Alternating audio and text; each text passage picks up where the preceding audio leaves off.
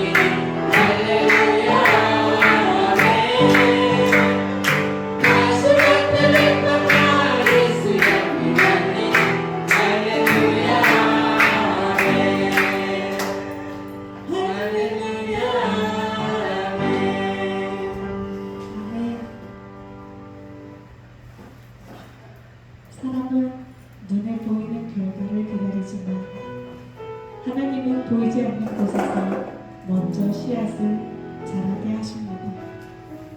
기도해도 금방 변하지 않는 가족이 있을 수 있습니다. 오래 품은 전도가 열매를 맺지 않는 것처럼 보일 수도 있습니다. 그러나 씨앗은 땅 속에서 가장 먼저 뿌리를 내립니다. 보이지 않는 시간이 결코 헛된 시간이 아닙니다. 주님은 오늘도 말씀의 씨앗을 심는 사람에게 낙심하지 말라고 말씀하십니다. 우리의 일은 씨를 뿌리는 것이고 자라게 하시는 분은 하나님이십니다. 마가복음 4장 28절 말씀, 땅이 스스로 열매를 맺되 처음에는 싹이요 다음에는 이삭이요 그 다음에는 이삭의 충실한 독실이라. 아멘. 오늘도 눈앞의 결과보다 하나님의 일하심을 신뢰하며 말씀의 씨앗을 꾸준히 심는 복된 하루가 되시기를 예수님의 이름으로 축복합니다.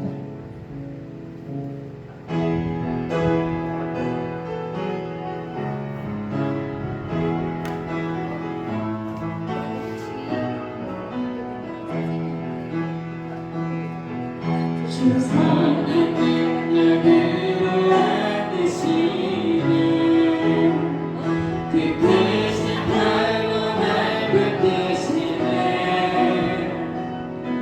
절망 속에도 흔들리지 않고 사랑하는 주 얼굴을 주 선한 능력으로 주 선한 능력으로 그 크신 팔로 날 붙드시네. 절망 속에도 흔들리지 않고 사랑하는 주 얼굴 보아리. 선한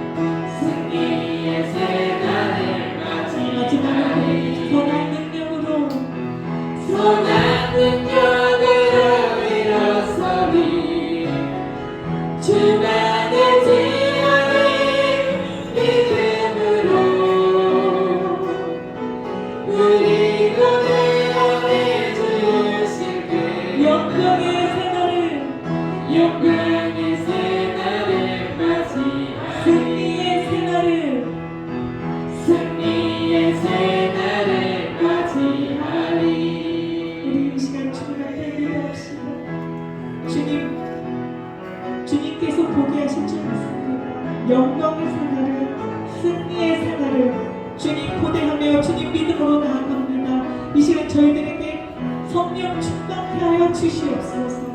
바른 복음 위에 서게 하려고 우리 주님 앞에 간절함으로 기도하며 나아갑시다.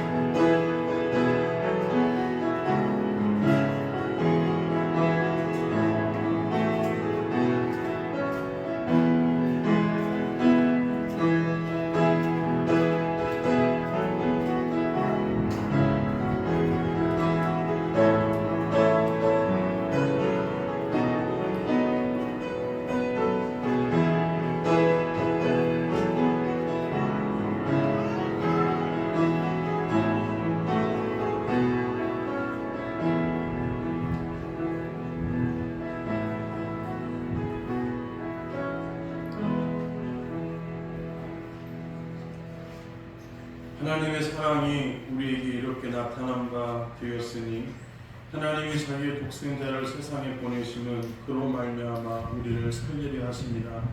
사랑은 여기 있으니 우리가 하나님을 사랑한 것이 아니요 하나님이 우리를 사랑하사 우리 죄를 속하기 위하여 화목제물로 그 아들을 보내셨습니다.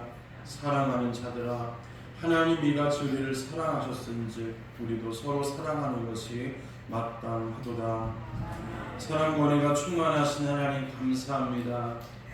무더위와 또한 장맛비가 기승을 부리는 어려운 시대를 우리가 살아가고 있습니다. 이러한 때에 우리의 마음을 주의 성령의 능력으로 붙들어 주셔서 주님 생각하게 하셨고 또 주님 앞에 나와 예배자로 설 수 있도록 인도해 주셨으니 감사합니다. 오늘 시간에 주께 있사오니 우리의 마음을 붙들어 주셔서 오직 주님만 바라보며 주님께 영광을 올릴 수 있는 복된 시간 될 수 있도록 은혜 허락하여 주시옵소서. 지난 날들의 삶들을 돌아볼 때에 주님 앞에 부끄러워 하나님의 긍휼을 구할 수밖에 없는 연약한 모습들이 있음을 고백합니다. 주님, 우리의 죄를 용서하여 주시옵시고 주의 거룩함 속에 주님이 찾는 온전한 예배자로 설 수 있도록 은혜 허락하여 주시옵소서. 이 시간 드려진 예배를 통하여 주님으로 영광 받아주시며 우리에게 한없는 은혜 허락하여 주시옵소서. 모든 시종을 주께 온전히 내어드리며 예수님의 이름으로 간절히 기원하옵나이다. 아멘. 우리 자리에서 일어나셔서 찬송가 35장 올려드리겠습니다.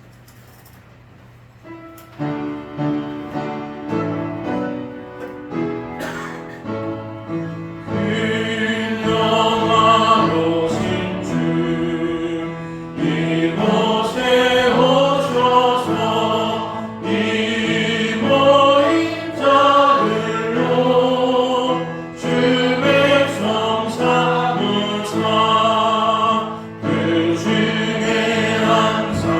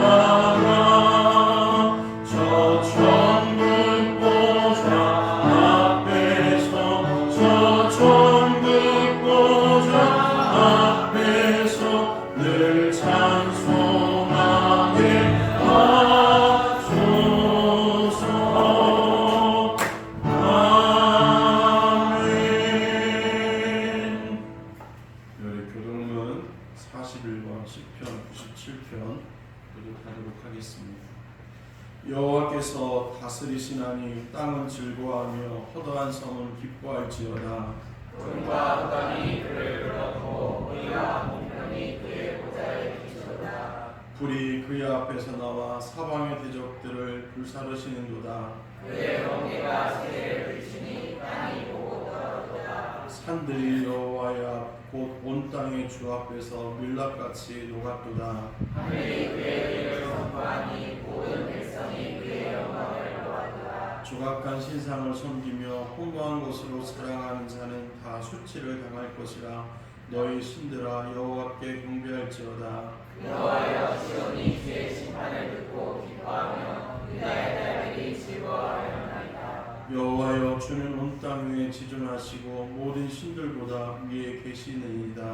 여호와를 사랑하는 너희여, 악을 미워하라. 그가 그의 성부의 영혼을 보존하사 악인의 손에서 건지시느니라. 의인을 위하여 빛을 뿌리고 마음이 정직한 자를 위하여 기쁨을 뿌리시는도다. 의인이여, 너희는 여호와로 말미암아 기뻐하며 그의 거룩한 이름에 감사할지어다. 아멘. 전능하사 천지를 만드신 하나님 아버지를 내가 믿사오며 그 외아들 우리 주 예수 그리스도를 믿사오니 이는 성령으로 잉태하사 동정녀 마리아에게 나시고 본디오 빌라도에게 고난을 받으사 십자가에 못 박혀 죽으시고 장사한 지 사흘 만에 죽은 자 가운데서 다시 살아나시며 하늘에 오르사 전능하신 하나님 우편에 앉아 계시다가 저리로서 산자와 죽은 자를 심판하러 오시리라. 성령을 믿사오며 거룩한 공예와 성도가 서로 교통하는 것과 죄를 사하여 주시는 것과 몸이 다시 사는 것과 영원히 사는 것을 믿사옵나이다. 아멘. 우리 자리에 앉으셔서 찬송가 413장을 드리겠습니다.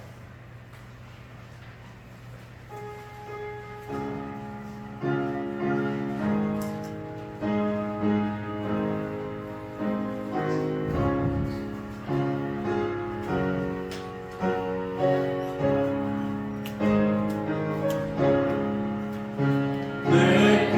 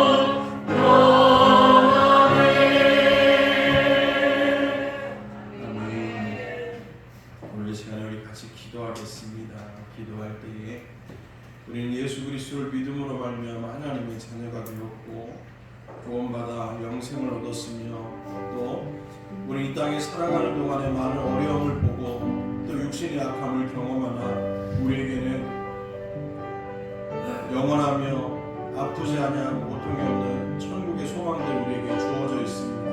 하나님, 내가 이 땅을 살아가는 동안에 주를 믿는 믿음으로 또한 장차 얻게 될 천국에 대한 소망으로 또한 부활에 대한 소망으로 평안을 가지고 이기며 살아갈 수 있는 깨어있는 심령이 될 수 있도록 은혜 허락하여 주시옵소서. 주님, 우리의 가정을 붙들어 주시옵시고 우리 자녀손들과 가음세대를 붙들어 주시며 우리 교회 한국교회를 붙들어 주시고 이 나라 민족과 세계 열방을 분류히 열어 주셔서 하나님의 뜻 가운데 믿음으로 설 수 있도록 은혜 허락해 달라고 기도하시고요. 여러분들이 가족이 된 기도의 제목을 섞어서 우리 같이 하나님 앞에 소리내어 기도하겠습니다. 사랑과 은혜가 충만하신 아버지 하나님 감사합니다. 오늘 주 예수 그리스도의 은혜 허락하여 주셔서 주님 바라고 있는 믿음 가운데 세워서 갈 수 있도록 인도하셨으니 감사합니다. 예수 그리스도를 믿음으로 말미암아 구원받게 하셨고 거듭나 아버지 하나님 오늘 천국 소망을 가지고 살아갈 수 있도록 인도해 주셨으니 감사합니다. 이 땅을 살아갈 동안에 많은 어려움과 아픔을 경험하나 아버지 우리에게는 천국 소망을 가지고 승리하게 살아가게 도와주시옵소서. 우리의 마음속에 그리스도의 평안이 주장되어 있어 어떤 환경에서도 담대함을 아버지 주의 땅의 삶을 이기며 살아갈 수 있도록 은혜 허락하여 주시옵소서. 아버지 하나님 가정들을 주님이 축복하여 주셔서 믿음으로 들리지 아니하고 어려움과 주님의 뜻을 이루며 설 수 있는 하나님과 일어날 수 있도록 주님 열어주시옵기를 하나님 앞에 드리고 기도합니다. 살아계신 하나님만을 바라보며 묵상하며 주께 오늘이 가까이 나아갈 수 있도록 은혜 허락하여 주시옵소서. 우리 교회와 한국교회와 세계열방의 많은 교회들을 붙들어 인도하여 주셔서 오직 복음으로 주님의 뜻을 이루며 주님의 기쁨을 내는 삶을 살아갈 수 있도록 은혜 허락하여 주시옵소서. 이 나라의 문을 불쌍히 여기시며 저 북녘 땅과 아버지 하나님 아버지 세계열방을 주님의 꿈에 여겨주시옵소서. 전쟁과 기쁨과 전염병과 전쟁으로 고통당하는 모든 민족들 가운데 하나님의 통치와 하나님의 다스리심과 하나님의 역사가 일어날 수 있도록 인도하여 주시옵소서. 아버지 우리 교회를 축복하여 주시되 우리 성도님들을 주님이 붙들어 주시옵소서. 영육에 강건케 도와주시옵소서. 이기며 승리하는 삶을 살아가게 하여 주시고 오직 복음 안에서 믿음으로 설 수 있는 그런 역사들만 일어날 수 있도록 주님께서 함께하여 붙들어 주시옵소서. 아버지 하나님께서 늘 함께하여 주심을 믿습니다. 가슴에 담은 기도의 제목들로 기도할 때 응답의 역사가 일어날 수 있도록 주님께서 역사하여 주시옵소서. 감사합니다. 예수 그리스도의 이름으로 기도드립니다. 네, 감사합니다. 우리 교회 소식 나누도록 하겠습니다. 오늘도 함께 주님을 진심으로 환영하고요. 주님의 축복과 은혜의 삶이 넘치길 원합니다. 오늘 자리를 보니 또 나오지 못한 분들이 많으신데 끝나고 우리 기억에 남는 분들도 안 보이는 분들한테 전화 연락하셔서 우리 안부를 서로 물으며 구제를 나누시면 좋을 것 같습니다. 7월 기도 또 단번 있고요. 또 다음 주가 벌써 7월 마지막 주네요. 우리 다음 주에 예배 후에 식사 교제 있습니다. 시간 나오시다 함께 맛있는 식사 하고 가시면 좋을 것 같습니다. 주일학교 여러 강사가 다음 이렇게 예정되어 있습니다. 그리고 담임목사 공정도 미리 적어놓았고요. 그리고 주보에 나와 있지 않지만 우리 김수경 집사님 시아버님이시고 또 구태도 집사님 아버님이신 분이 오늘 아침에 소천하셨답니다. 그래서 장례 중에 있는데 1일장으로 하기 때문에 오늘 개인적으로 가실 분들은 가셔서 그 위로를 전해주시면 감사드리고요. 삼거리 장례자 천안 의료원 옆에 있는 장례식장으로 들었습니다. 거기 가셔서 위로해 주시고 혹시나 저는 이따 오후 5시에 갈 겁니다. 교회 5시에 갈 건데 같이 가실 분들 계시면 5시까지 오시면 같이 가셔서 물을 뵙고 인사하고 그리고 와서 저녁에 드릴 생각입니다. 같이 가실 분들은 5시까지 오시면 되고 개인적으로 가실 분들은 가시고 혹시나 가시기 어려우신 분들은 이렇게 장례 부고장이 날라온 게 아니라 계좌번호를 제가 모르기 때문에 저한테 부조를 주시면 제가 전달해 드리도록 하겠습니다. 또 그 가정이 믿음으로 붙들림 받기 위해서 이렇게 해서 성도님 가정이 믿음으로 붙들림 받기 위해서 여러분들 기도를 많이 해주시면 감사하겠습니다. 따로 예배는 드리지 않습니다. 가서 그냥 조문만 하고 오도록 하겠습니다. 이상이고요. 우리 찬송가 575장 3절 드리시면서 교환을 좀 올려드리겠습니다.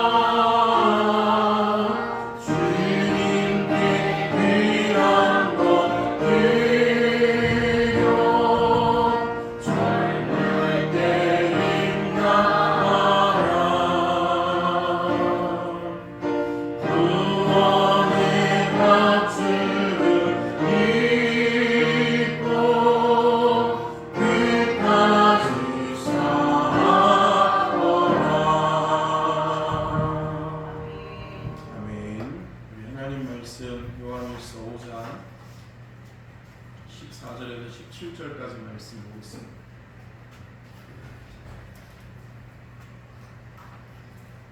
요한일서 5장 14절에서 17절까지 말씀 우리 한 절씩 교독해서 보도록 하겠습니다.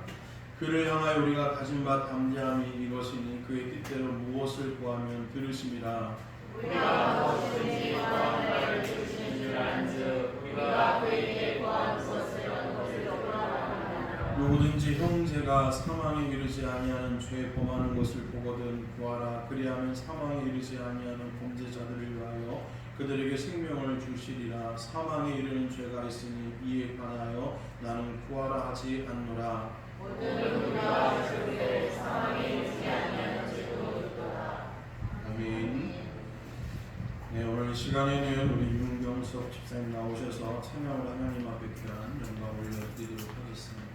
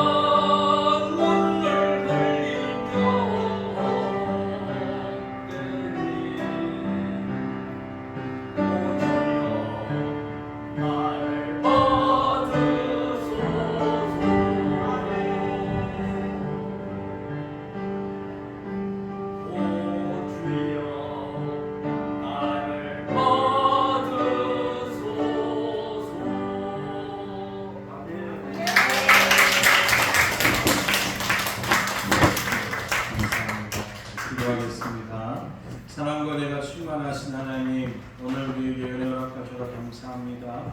주님의 은혜 감사하며 교함의 일절 주께 구별하여 드렸습니다. 시행무사 하나님 영광 나타나게 도와주시옵시고 드린 손길과 가정을 축복하여 주셔서 주님의 뜻 가운데 믿음으로 세워지며 또한 삶의 복이 있어 주께 드리고도 남는 역사가 일어날 수 있도록 인도하여 주시옵소서. 오늘 이곳에 있는 귀한 성도님들을 주님이 축복하여 주시되 오직 주께만 집중하게 도와주시옵시고 주의 음성을 들으며 주의 말씀에 순종하여 주님의 뜻을 이루어 드릴 수 있는 굳건한 믿음이 될 수 있도록 은혜 허락하여 주시옵소서. 여러 모양으로 섬기는 귀한 성도님들을 주님이 축복하여 주시고 그 섬김을 통해 하나님의 영광이 나타날 뿐만 아니라 더욱더 열심을 다해 섬길 수 있도록 가정과 삶을 주님께로 주장하여 주시옵소서. 오늘 여러 사정으로 나오지 못한 성도님들 어디 있든 예배자의 삶들을 살아갈 수 있도록 인도하여 주시옵소서. 또한 하나님 정말 상을 당한 가정을 주님이 축복하여 주시고 장래 질착 가운데 하나님의 역사가 나타날 뿐만 아니라 그 가정이 믿음으로 세움받아 믿음의 가문이 될 수 있도록 은혜 허락하여 주시옵소서. 감사하며 예수님의 이름으로 기도드리옵나이다. 아멘. 네, 감사합니다. 요한일서 말씀을 본 지가 여러 해 됐는데 이제 오늘 보고 다음 주 보면 요한일서 말씀이 끝이 됐습니다. 십자가 복음의 핵심은 예수님을 믿기만 하면 구원받는다라는 것입니다. 예수님을 믿기만 하면 어떤 죄도 다 해결받는다라는 것입니다. 그러나 예수님을 믿고도 이 믿음에 굳게 서지 못하는 교인들이 많이 있습니다. 김해 어느 교회에 80이 넘으신 권사님께서 교회 집회에 오신 목사님을 만나 상담을 하게 되었습니다. 그럼 상담을 하는 말이 자기는 자식을 죽인 사람입니다 라고 고백을 합니다. 17살에 시집을 갔는데 남편은 만주로 징용을 가고 친정에서 아이를 낳았는데 쌍둥이로 출산을 했던 겁니다. 당시는 먹을 것이 없어서 산에서 나무 껍질도 벗겨 먹던 시절로 친정 식구가 9명이나 있었는데 친정 식구이지만 다 고개를 들리더라라는 것입니다. 쌍둥이를 안고 아이들이 살 수 있도록 먹을 것 좀 달라고 도움을 요청했는데 아무도 도움을 주지 않더라라는 것입니다. 그래서 엄마가 쌍둥이를 낳고 먹지를 못하니까 젖이 나오지 않는 겁니다. 그 젖을 정말 찔끔찔끔 나오기 때문에 어쩔 수 없어서 어린 나이에 마음이 무슨 생각이 들었냐면 한 아이라도 살려야 되겠다라는 생각이 들어서 한 아이에게만 젖을 물렸다는 것입니다. 17살이 얼마나 어렵겠습니까? 그랬더니 결국 한 아이는 그나마 살았는데 한 아이는 젖을 주지 않게 되어서 결국 죽었다는 것입니다. 그래서 나는 내 아이를 죽인 살인자입니다 라고 고백을 하는 겁니다. 이 권사님은 자신이 그 아이를 죽였다는 것인데 아무에게도 말하지 못하고 그 죄심을 가슴에 평생 지고 살았습니다. 그러다가 예수님을 만나고 나서 교회를 다니고 또 예수님 권사가 되고 나서도 늘 이 마음에 무거운 짐이 있기 때문에 하나님 앞에 가며 이 죄를 어떻게 씻어낼까라고 하는 그런 두려움이 들어서 예배를 드려도 예수님을 믿어도 이 죄만 생각하면 마음이 평안하지 않더라라는 것입니다. 그러면서 목사님 어떻게 하면 좋습니까? 라고 상담을 했습니다. 상담을 하는 목사님이 그 권사님에게 구원의 은혜를 또 구원의 과정을 설명해 주면서 이렇게 따라해보라고 했습니다. 이렇게 얘기했는데 권사님은 따라해보세요. 예수님께서 자식 죽인 어미의 죄를 짊어지셨습니다. 하나님은 자식 죽인 어미의 죄 기억도 하지 않으십니다. 하나님은 자식을 죽인 어미의 자녀 삼으셨습니다 라고 하면서 그것을 따라하라고 했습니다. 평생 죄짐을 지고 살아가는데 그러함에도 불구하고 예수님께서는 그 어미의 죄를 다 짊어지셔서 해결해 놓으셨다라는 것입니다. 그리고 이제는 예수 믿으면 그 죄를 기억지도 않으신다라고 하면서 하나님은 자식 죽인 어미를 자녀 삼으셨고 지금도 살아가신다라고 하는 메시지를 따라하게끔 만들었다라는 것입니다. 그런데 이것을 따라한 권사님이 그 자리에서 무릎을 꿇더니 펑펑 울면서 그 마음속에 진정한 구원의 기쁨을 누리기 시작합니다. 평생 짊어지고 있었던 자식 중에 넘이라고 하는 그 무거운 짐들이 순간에 다 내려지면서 지금까지 갖지 못했던 기쁨을 소유하게 되어지고 얼굴에 드디어 웃음을 갖기 시작합니다. 그래서 그것을 보았던 그 교회 담임 목사님이 했던 말이 뭐냐면, 야, 우리 권사님이 저렇게 웃는 거 처음 봤다. 정말 밝게 행복하게 웃는 거 처음 봤다고 얘기할 정도로 놀라운 변화의 역사들이 일어났다는 것입니다. 여러분, 예수님 믿으면 이와 같은 놀라운 변화의 역사들이 일어나는 되는 것들을 보게 되었습니다. 그래서 구원의 기쁨을 가지고 있는 사람들은요, 삶의 어떤 어려움이 찾아올 때에 그 어려움을 묵상하는 것이 아니라 하나님을 바라보고 천국 소망 가운데 살아가기 때문에 그 고난 중에서도 기뻐할 수 있는 이유가 바로 거기에 있다라는 것입니다.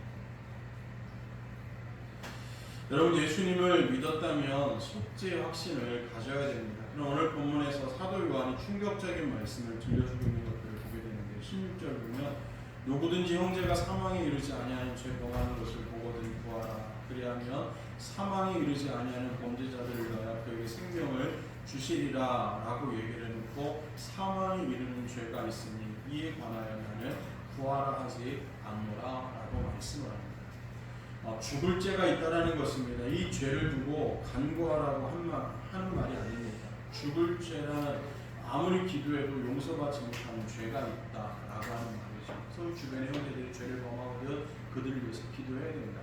근데 정말 죽을 죄를 범하는 사람이 있으면 그들을 위해서 기도도 하지 말라라고 얘기하는 것 같습니다. 도대체 어떤 죄이기에 용서받지 못하고 기도도 하지 말라고 하는 것일까요? 어떤 사람은 성령을 거역한 자는 사함을 받지 못한다라는 말씀을 생각합니다. 그래서 마태복음 12장 32절에 보면, 또 누구든지 말로 인자를 거역하면 사하심을 얻되 누구든지 말로 성령을 거역하며 이 세상과 오는 세상에서도 사하심을 얻지 못하리라 라고 기록을 하고 있죠. 이 말씀 때문에 은연 중에 두려워하는 성도님들이 참으로 많이 있습니다. 자신이 그동안 성령을 거스린 죄를 많이 지은 것 같다라는 것입니다. 예수 믿기 전에 예수 믿는 가족이나 사람들을 핍박했었는데 그건 정말 성령을 거역한 죄가 아니겠느냐라고 하면서 걱정을 합니다. 그러나 자신이 성령을 거스르는 것은 아닌가 하는 걱정이 있다고 한다면 단언컨대 성령을 거스른 죄를 범한 것이 아니다라는 것입니다. 성령을 거스른 자는 그 두려움조차도 없다라는 것입니다. 내가 하나님 앞에 범죄했는데 이것 때문에 내가 성령을 거역하고 이것 때문에 영원한 형벌을 받으면 어떡하지? 라고 하는 그런 마음을 갖고 있다고 한다면 나는 성령을 거역하고 있는 것이 아니라 성령의 만져주실 가운데 그 마음이 변화되고 있다라는 것입니다. 또 예수님을 믿는 사람을 핍박했는데요 라고 말할지도 모릅니다. 그런데 사도 바울은 예수 믿는 사람들을 죽이기까지 했지만 사도로 쓰임받았습니다. 그래서 복음을 모를 때 예수 믿는 사람을 핍박한 사람에게 구원의 가능성이 없다고 말할 수가 없습니다. 그들도 충분히 구원받고 하나님의 자녀로 살아갈 수 있게 되었죠. 어떤 사람이 살아있는 동안에 정말 나쁜 짓을 많이 했습니다. 이웃을 괴롭히고 또 몇 명을 살인해서 죽였습니다. 이제 사형수가 되고 나서 교도소에서 이제 3개월 있으면 사형 집행을 한다라고 하는 소리를 듣고 있다가 나중에 그가 예수님을 믿게 되었습니다. 구원을 얻게 되었죠. 고민합니다. 내가 평생 엄청난 죄를 짊어졌는데 이런 날까지도 예수님을 사랑하신다는 라고 하면서 이 죄를 어떻게 씻을 수 있을까라고 하는 고민을 하다가 나머지 3개월 동안 복음을 증거하기 시작합니다. 교도소에서 사람들을 찾아다니면서 이래저래 복음을 증거하고 나서 놀랍게도 그곳에서 100여 명이 넘는 제수자들이 예수님을 믿게 만든 그런 역사를 만들어냈던 것들을 보게 되었습니다. 구원의 확신을 가지고 있게 되었으면요, 어떤 상황에서든 주의 복음을 들을 수 있고 또한 복음을 전할 수 있는 그런 믿음의 놀라운 능력들을 발휘하고 있는 것들을 보게 되었습니다.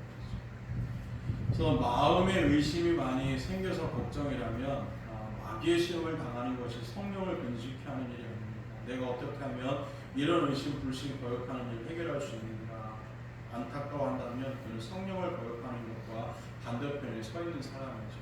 또 자신이 그리스도인답지 못하다고 염려하는 사람은 믿음이 어린 사람이지 성령을 거스른 사람이 아니다라는 것입니다. 습관적인 죄로 인한 좌절감, 성령의 근심이지 성령을 거역하는 것이 아니다라는 것입니다.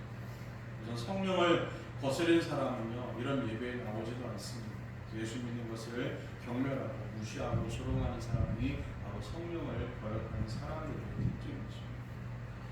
그렇다면 용서받을 수 없는 죄란 무엇입니까? 용서받는 길, 구원의 줄을 받고도 스스로 걷어차버리는 것을 이야기합니다. 이것은 불신자나 핍박자를 말하는 것이 아니고 예수님을 믿었고 복음도 들었음에도 주 예수님을 떠나 세상으로 돌아간 사람들을 이야기하고 있는 것들을 보게 되어졌습니다. 사도 요한은 교회를 떠난 자들에 대해서 뭐라고 말씀하시냐면 요한일서 2장 18절부터 보면은 아이들아 지금은 마지막 때라 적그리스도가 오리라는 말을 너희가 들은 것과 같이 지금도 많은 적그리스도가 일어났으니 그러면 우리가 마지막 때인 줄 아노라 라고 말하고 나서 19절에 보면은 그들이 우리에게서 나갔으니 우리에게 속하지 아니하였나니 만일 우리에게 속하였더라면 우리와 함께 거하였으려니와 그들이 나간 것은 다 우리에게 속하지 아니함을 나타내려 함이다 라고 말씀을 했습니다. 결국은 마지막 때에는 많은 적그리스도가 일어나게 되는데 이때의 교회를 떠나 그들에게 속한 자들은 우리에게 속하지 않았다라는 것입니다. 그래서 교회는 다니지만 온전한 믿음으로 살지 못하였기 때문에 이단에 넘어가는데 그들은 실인즉 우리에게 속한 자들이 아니었다라고 말을 하고 있는 것들을 보게 되었죠.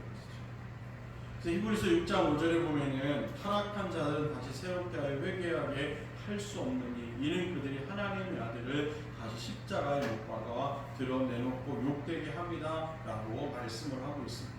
다시 말하면 타락하면 그들을 새롭게 해서 회개에 이르게 할 수가 없다라는 것이죠.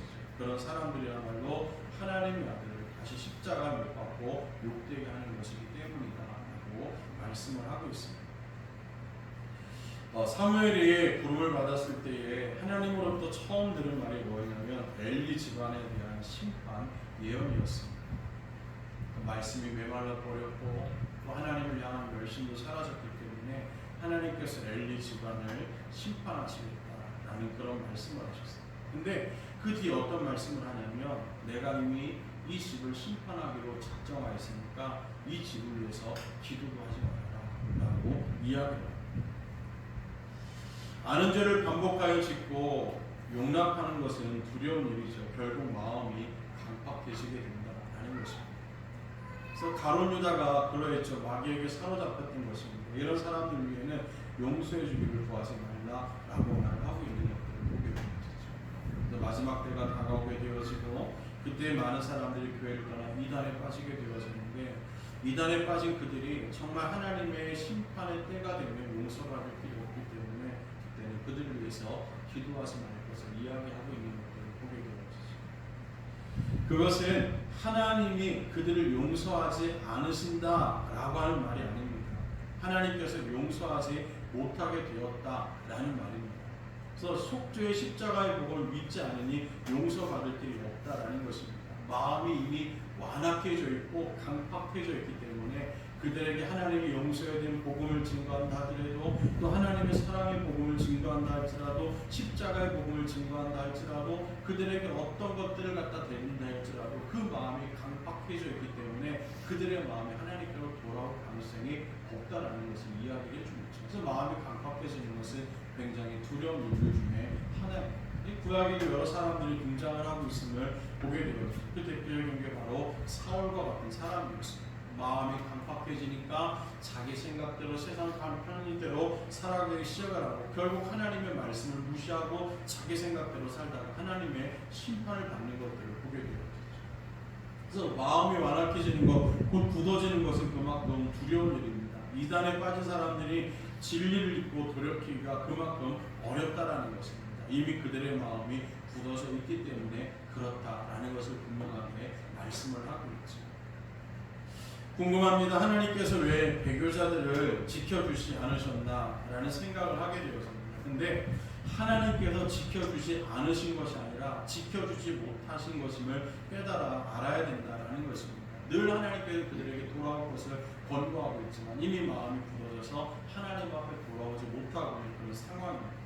그래서 아담과 하와가 지은 죄가 바로 그것이죠. 하나님께서 선악과를 따먹는 것을 보시지만 지켜줄 수가 없었습니다. 스스로 마귀를 원하여 받아들였기 때문에 그렇습니다. 하나님이 능력이 없어서 롯의 아내를 구원하지 못한 것이 아닙니다. 구원의 길을 거부하는 자에게는 어떻게 할 수가 없다라는 것입니다. 매를 들어도 안 되고 또 어떤 방법을 해서도 마음이 완악한 자들은 결코 하나님의 말씀을 듣지 않으십니다. 때로는 생각을 합니다. 마음이 굳어지고 하나님을 믿지 못하는 자들에게 하나님이 나타나서 놀라운 기적들을 베풀면 분명히 저 사람이 예수님을 믿을 가능성이 많을 건데 라고 생각할 것입니다. 그러나 그것은 어디까지나 우리 생각입니다. 하나님의 놀라운 능력과 하나님의 역사가 눈앞에 나타난다 할지라도 마음이 완악해지고 굳어진 사람들은 예수님을 끝까지 믿지 않는다라는 것입니다. 그래서 그들을 위해서 간구하기보다 그들을 위해서 노력하기보다 지금 내가 해야 될 것은 나의 구원을 지키며 나아가서 하나님의 복음을 증거하는데 하나님의 일을 하는데 힘쓸 것을 이야기하고 있는 것들을 보게 됩니다. 그러나 예수님만 부인하지 않으면 죄를 지워도 된다라는 말은 아닙니다. 오해하면 안 되겠죠. 진짜 예수님을 믿는 사람들은 죄 짓는 것에 대해서 심각하게 생각하며 회개하는 삶을 살게 되어 있습니다. 하지만 지금 우리는 예수님을 믿어도 죄를 짓고 사는 것에 대해서 큰 위기의식이 없는 그런 삶을 살아갈 때가 얼마나 많이 있는지 모릅니다.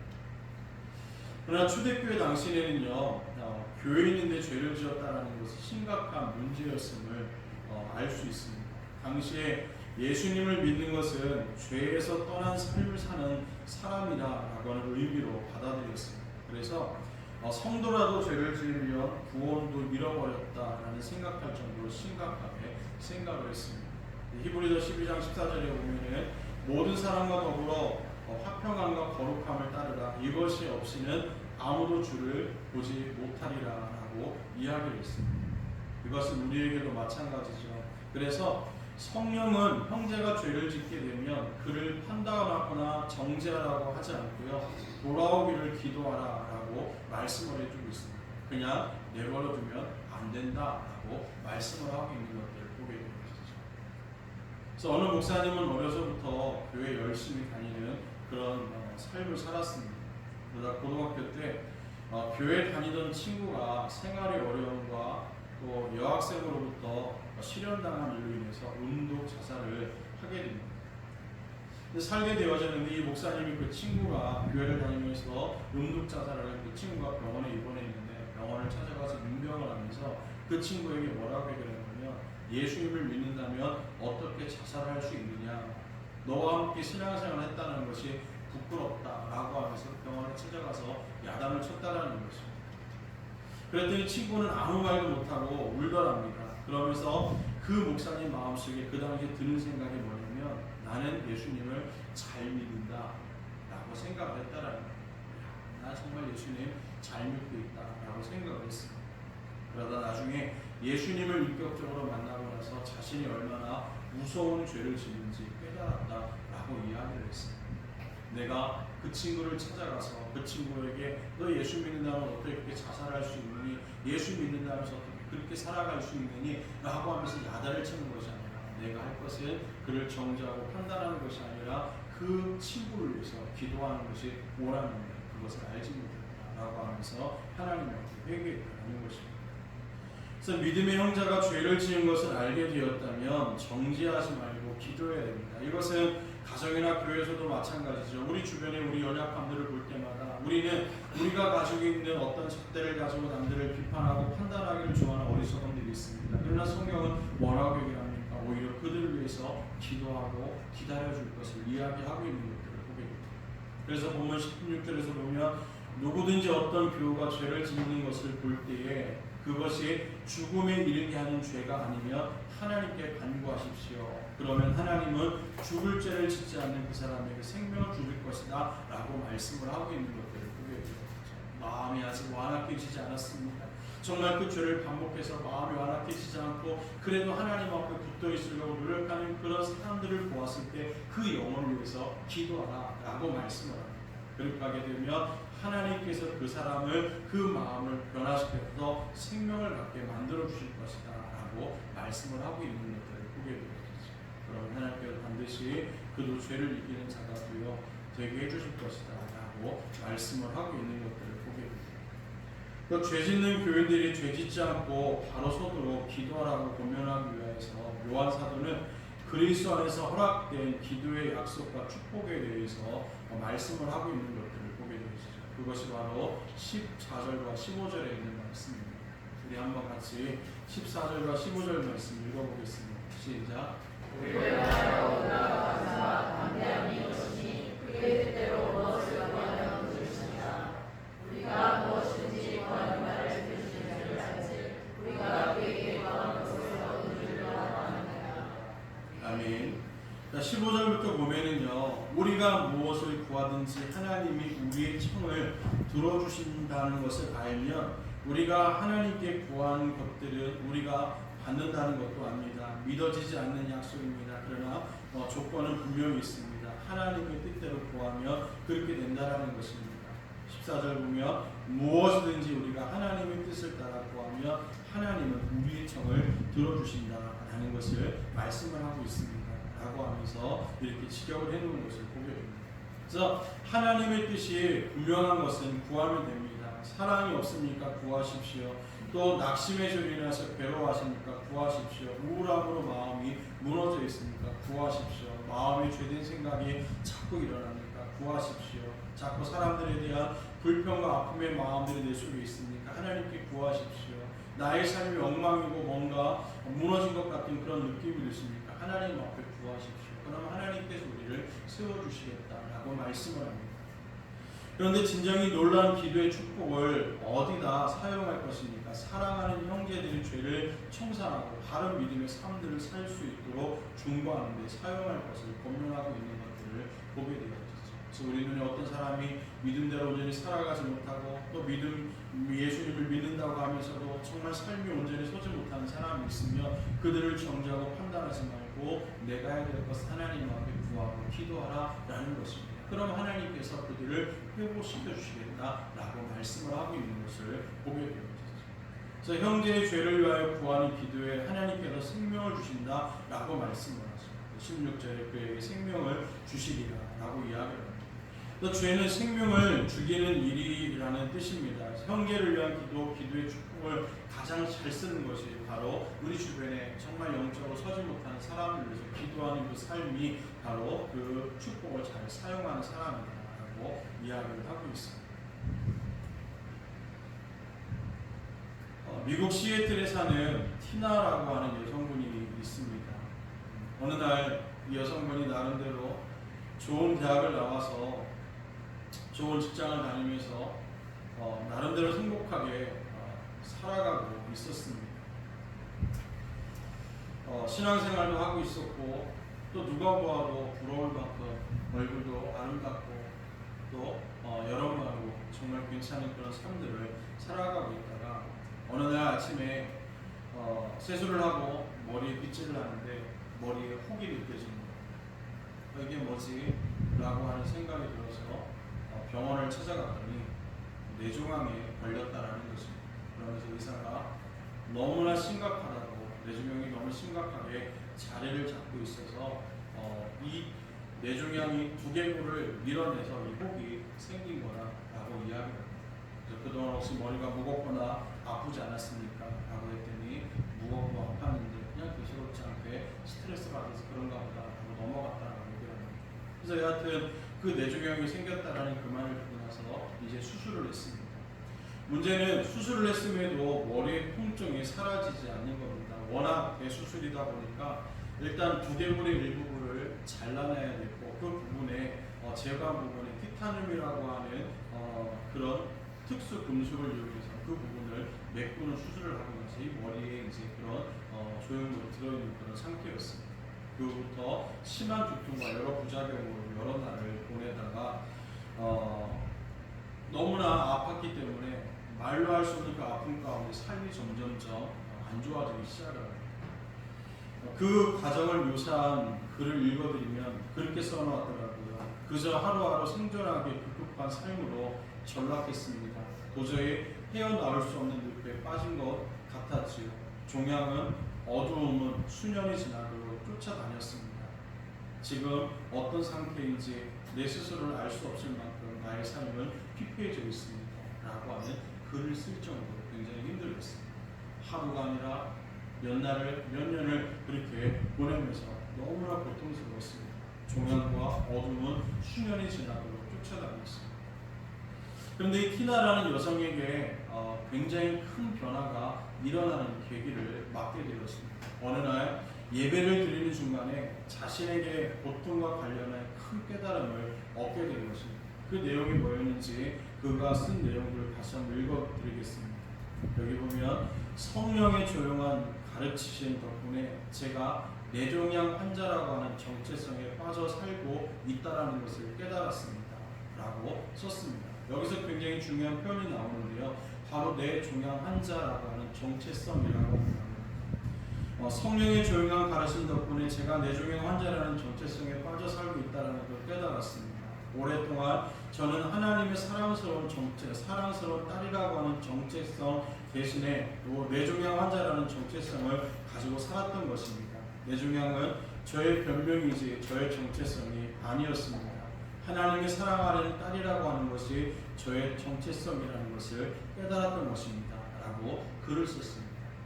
이 사실을 깨닫고 뇌종양은 정체성이 아니라 그냥 병에 걸린 것인데 자꾸 뇌종양 환자라고 하는 정체성으로 살아가면서 아픔을 묵상했고 또 뇌종양이라는 것을 묵상하며 살다 보니까 마음이 불안해졌고 불편해졌고 화가 나기 시작을 했고 삶이 절망으로 점점 빠져들기 시작을 하면서 우울증이 생기고 삶의 그림자가 그리워지는 그런 일들을 경험했다라는 것입니다.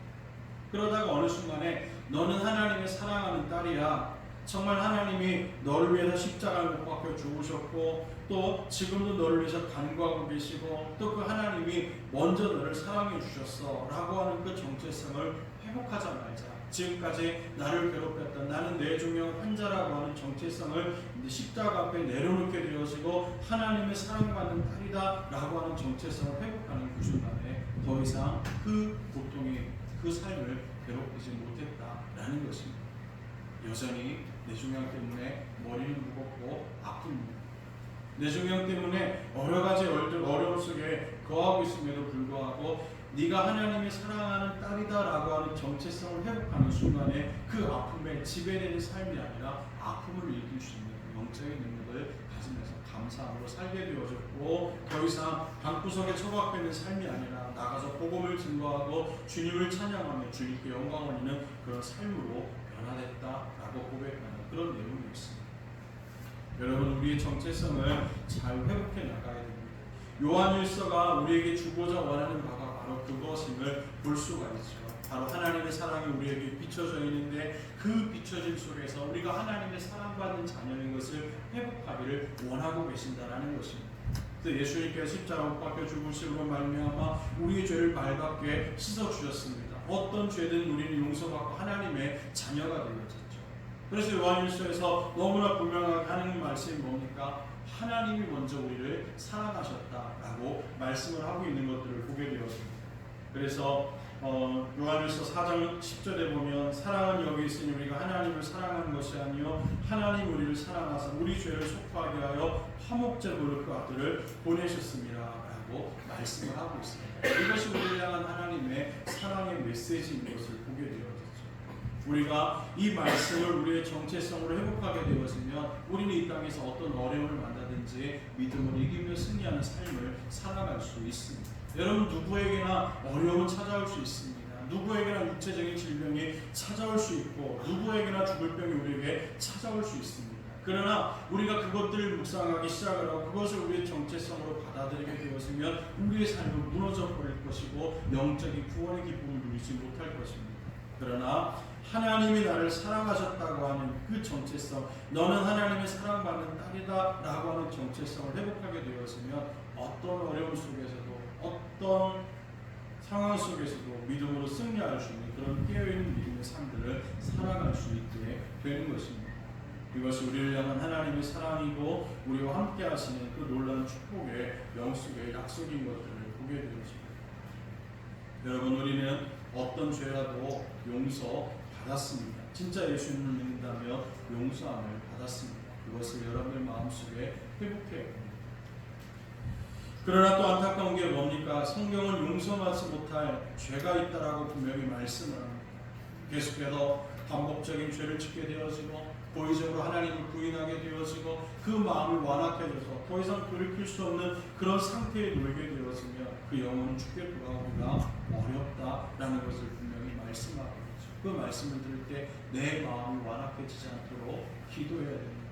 반복적인 죄는 우리의 마음을 완악하게 만들어버리게 되어져 결국 하나님조차도 찾지 못하게 만들어버립니다. 또 우리 주변에 정말 믿음 생활하는 가운데 죄악 가운데 연약한 사람들을 볼 때 그들을 정죄하고 판단하는 것이 아니라 우리가 해야 될 것은 그 영혼을 위해서 기도해야 된다는 것입니다. 우리가 기도할 때 그 영혼을 주께서 돌아오게끔 생명을 얻게끔 만들어 주시겠다라고 말씀을 하고 있습니다. 그러기 위해서 우리가 가져야 될 것, 나는 하나님의 사랑받는 자녀다라는 것을 잊지 말아야 됩니다. 그것을 잊지 않고 믿음으로 살아가게 되어지면 어떤 상황 속에서도 짓누르지 않게 될 것이고 또 천국 소망 가운데 승리하는 굳건한 믿음의 삶들을 살아갈 수 있게 되는 것입니다. 그래서 우리 주어진 삶을 날마다 주님 앞에서 살아감을 통해 바른 정체성을 가지고 주님께 영광을 올 뿐만 아니라 매일의 삶 가운데 나는 하나님의 사랑받는 자녀임을 확신함을 통해서 믿음으로 승리하는 저와 여러분의 삶이 될 수 있기를 간절히 소망합니다. 우리 찬양 하나님 앞에 올려드리겠습니다. 우리가 살아갈 동안에 삶의 많은 어려운 짐들을 만나게 되어지죠. 삶의 문제가 생기기도 하고 또 육신의 질병이 찾아오기도 하게 되어지고 또 생각지도 못했던 또 삶에 문제가 생겨서 나의 마음을 무너뜨리는 말들과 또 여러 가지를 보게 될 때가 많이 있습니다. 그럴 때에 우리가 어떻게 하면 좋을까 라고 고민하게 되어지는데 성경은 너무나 분명히 얘기하죠. 그 문제를 묵상하지 말고 아픔을 묵상하지 말고 사람을 묵상하지 말고 믿음의 정체성을 가지고 하나님을 묵상하며 하나님 앞에 나아가라 라고 말씀을 합니다. 그럼 주께서 도우시겠다라고 말씀을 하고 있죠. 우리 그 마음을 가지고 우리 찬양 올려드리도록 하겠습니다.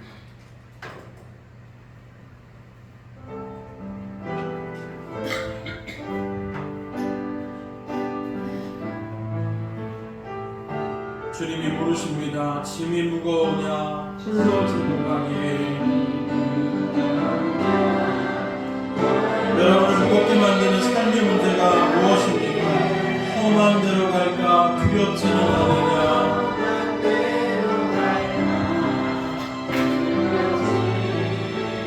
주님이 또 물으십니다. 온갖 일에 모여 고달프지 않느냐.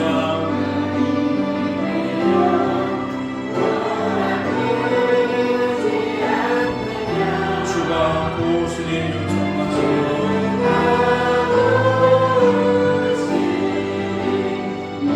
다시 처음으로 갈까요? 짐이 무거우냐 홀로 지고 가기에. 여러분 문제를 만났습니까? 육체의 질병을 만났습니까? 그것으로 말미암아 주저앉을까 두려워하십니까? 삶의 온갖 어려움 속에 마음의 고통하며 살게 되어주십니까? 주님은 말씀하십니다. 내게 와라. 요청만 하면 도와주시겠다라고 말씀합니다.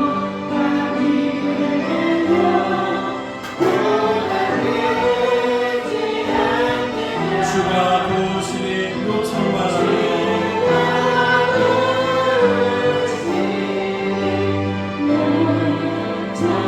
우리 기도를 언제 어디나 들으시며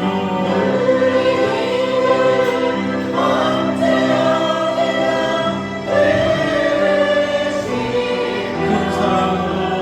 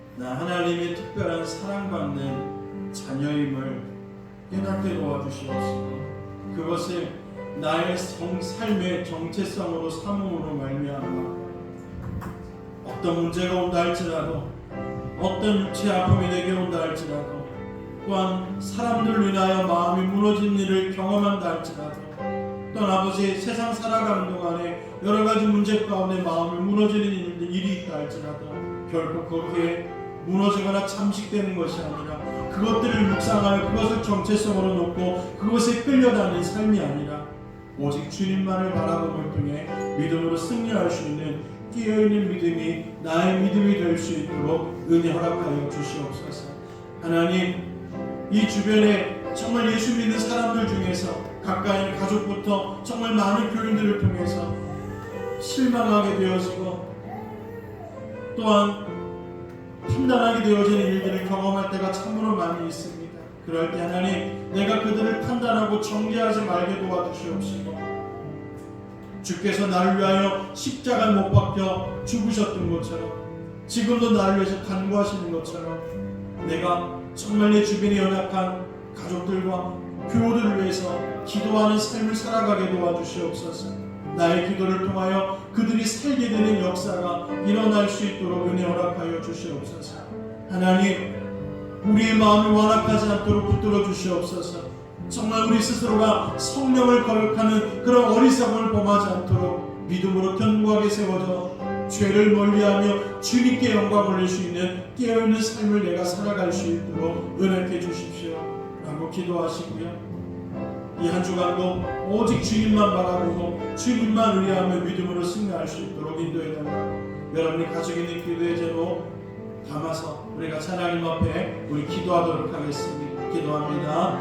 사랑과 은혜가 충만하신 아버지 하나님 감사합니다. 오늘 주 예수의 놀라운 축복과 은혜의 역사가 이 자리에 일어나게 도와주시옵소서. 아버지, 주님께서 연락과 영광을 보여주셔서 하나님의 말씀이 공의의 능력과 권위를 보여주시옵소서.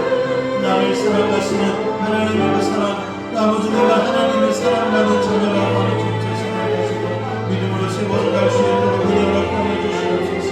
어떤 어려움과 답답한 일을 만나려 할지라도 육신의 약함이 이른다 할지라도 주님의 사랑을 알며 그 사랑 가운데 구하시는 그 은혜가 일어날 수 있도록 은혜 허락하여 주시옵소서. 우리 주님의 아버지 손을 아버지로 불러오는 많은 영혼을 주님이 불쌍히 계시니 하나님의 영광을 가운데 믿음으로 세워줄 수 있도록 주님 열어주시옵소서. 아버지 정말 아버지의 영광을 우리 바라보는 것을 기도하게 도와주시옵소서. 그들이 주께 돌아오기 위하여 간구하여 보여줄 하나님의 놀라운 성령 저들을 열려주시니 원하노니 일어날 수 있도록 주님 열어주시옵기만 하나님 앞에 기도하옵나이다. 우리 주 하나님의 놀라운 역사들만 일어날 수 있도록 주님께서 함께 도와주시옵소서. 나의 자비로 오신 아버지 하나님 오늘 시간에 주님 함께 도와주시옵소서. 우리 아버지 상하신 영을 구하는 치유 능력 일어나게 하시고 문화의 역사가 일어나게 하여 주시옵시고 우리 주께로 일권하게 신신을 구합니다. 일어날 수 있도록 주님께서 함께 도와주시옵소서.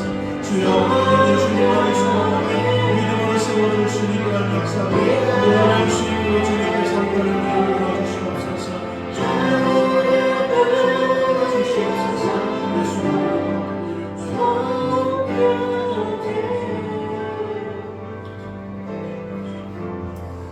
사랑과 은혜가 충만하신 하나님, 우리에게 흔들리지 않는 견고한 믿음을 허락하여 주시옵소서. 예수님을 온전히 믿게 도와주시옵시고 또한 예수님을 믿음으로 말미암아 우리에게 주어지는 놀라운 축복들을 우리가 알게 도와주시옵시고 마음에 새기며 누리며 주님의 성령의 능력에 이끌림받아 믿음으로 승리하는 삶을 살아갈 수 있도록 은혜 허락하여 주시옵소서. 우리 한 사람 한 사람이 독생인 예수님을 이 땅에 보내어 십자가에 못 박혀 죽게 만들 만큼 우리를 사랑하셨다라고 하는 그 정체성을 회복하게 도와 주시옵시고 하나님의 사랑받는 자녀답게 믿음으로 주님만 바라보며 살아갈 수 있도록 은혜 허락하여 주시옵소서. 삶을 살아갈 동안에 문제가 생깁니다. 또한 질병의 연약함이 우리를 찾아올 때가 있습니다. 그것을 묵상하고 그것들 속에 허덕이는 삶을 살아가는 것이 아니라 나를 온전케 하시고 우리에게 영원한 생명을 허락하여 주신 하나님만을 묵상함을 통해 믿음으로 승리하는 깨어있는 삶을 살아갈 수 있도록 은혜 허락하여 주시옵소서. 주님, 우리 주변에 믿음 가운데 우리 서지 못하고 정말 믿는 자다운 삶들을 살지 못하는 연약한 자들을 바라볼 때에 정죄하거나 판단하지 말게 도와주시옵시고 그 영혼들을 위해서 기도할 수 있도록 은혜 허락하여 주시옵소서. 우리의 기도가 하나님이 살리시는 역사를 만들어내는 놀라운 축복의 기도가 될 수 있도록 은혜 허락하여 주시옵소서. 하나님이여, 정말 간절히 간구하옵기는 이 땅에 하나님 마음이 강팍하여 주님을 떠나고 주님을 고의적으로 비판하며 주님을 멀리하는 사람들이 점점 많이 늘어나고 있습니다. 주님, 그 영혼들을 불쌍히 여겨주셔서 하나님 앞에 다시 나와 회개하고 주님을 믿는 역사들이 일어날 수 있도록 은혜 허락하여 주시옵소서. 하나님 또한 이런 시대 가운데 우리의 마음이 강팍해지지 않도록 늘 깨어 기도하게 도와주시옵시고 주의 말씀을 가까이 하는 삶을 살아갈 수 있도록 은혜 허락하여 주시옵소서. 이번 한 주간도 주님 앞에 내어드리오니 주님 뜻대로 주장하여 주시옵소서. 감사하며 예수님의 이름으로 기도드리옵나이다. 아멘. 우리 자리에서 일어나셔서 우리 천국 소망 가지고 주님을 향한 마음을 가지고 우리 나고나서 찬양하겠습니다.